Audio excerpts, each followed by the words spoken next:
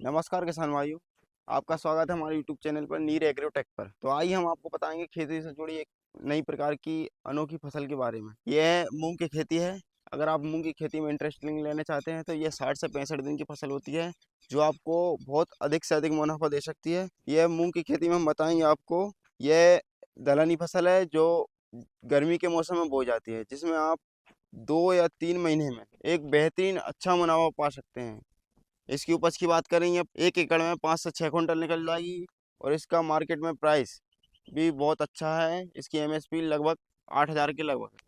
दोस्तों, हम खेत की तैयारी की बात करें तो खेत की तैयारी में यह रबी सीजन के बाद की फसल है, जिसमें कि अपन एक कल्टीवेटर के बाद या फिर रोटावेटर चलाकर इसे खेत को तैयार कर सकते हैं। इसमें खेत की भूमि समतल होनी चाहिए। इसमें दोमट मिट्टी बहुत सही होती है, दोमट काली मिट्टी उपजाऊ होनी चाहिए। बीज की बात करें, बीज की बुआई, इसमें बीज दर 5 से 6 किलोग्राम प्रति एकड़ बीज की आवश्यकता होती है। दोस्तों, इसमें बीज उपचार की बात करें तो बाविस्टीन, थायरम या फंगीसाइड से आप बीज उपचार कर सकते हैं। बीज उपचार इसमें बहुत जरूरी होता है। दोस्तों, मूंग की खेती में जलवायु जलवायु बहुत महत्वपूर्ण होती है। मूंग की खेती में गर्म जलवायु की आवश्यकता होती है, जिसमें कि 20 से 25 डिग्री सेल्सियस तापमान बहुत अच्छा माना जाता है।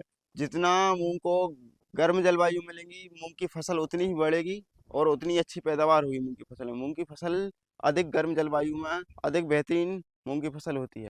अब बुआई के समय की बात करें तो दोस्तों, 2 प्रकार की सीजन में यह मूंग की फसल बुआई जाती है।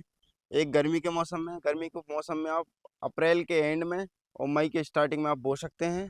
और खरीफ की फसल में बुआई जाती है ये फसल, परंतु सबसे अच्छी बेहतरीन फसल आपको गर्मी के मौसम में प्राप्त होगी। दोस्तों, हम मूंग की बीज दर की बात करेंगे। बीज दर में मूंग में प्रति एकड़ के हिसाब से 6 से 7 किलोग्राम प्रति एकड़ बोना चाहिए।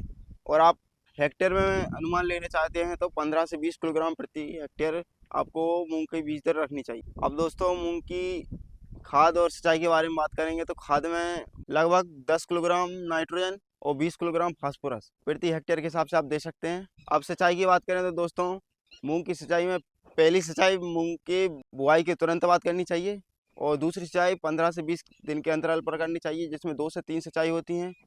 और 4 सिंचाई मिल जाए तो मूंग की फसल एक नंबर बेहतरीन होती है, जिसमें उपज अधिक अधिक पैदावार होती है और रोग कम लगते हैं। दोस्तों, रोग 2 प्रकार के मुख्य रोग लगते हैं, जिसमें झुलसा रोग और दूसरा रोग लगता है पत्ती मुड़क। यह अधिक प्रकार से क्षतिग्रस्त पौधे को करते हैं।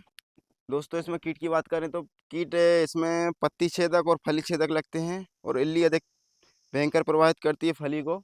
इसमें फली छेदक भी कह सकते हैं आप। और इस वर्ष अधिकतर किसानों से देखने को मिल रहा है रातरानी इल्ली को। यह रात में ही अटैक करती है।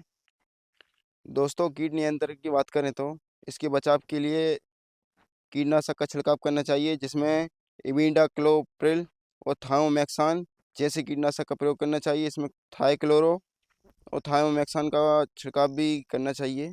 यह फसल का निरीक्षण करते रहना चाहिए और एग्रो क्लिनिक पर आप अच्छी दवाई लेकर आ सकते हैं। दोस्तों, अब कटाई और उपज की बात करें तो यह 60 से 70 दिन में ये फसल आ जाती है। ये मूंग की फसल कम अवधि वाली फसल है। और कटाई कटाई की बात करें तो जब 70 से 80% फसल सूख जाती है या फलियां सूख जाती हैं तो फसल की कटाई कर सकते हैं आप। दोस्तों, उपज की बात करें तो प्रति एकड़ 4 से 5 कुंटल प्रति एकड़ निकल जाती है। और प्रति हेक्टेयर बात करें तो 10 से 12 कुंटल प्रति हेक्टेयर उपज मूंग की उपज प्राप्त होती है। दो दोस्तों, मूंग के रेट के बारे में बात करें तो हम मूंग का रेट लगभग 8,000 की समथिंग है।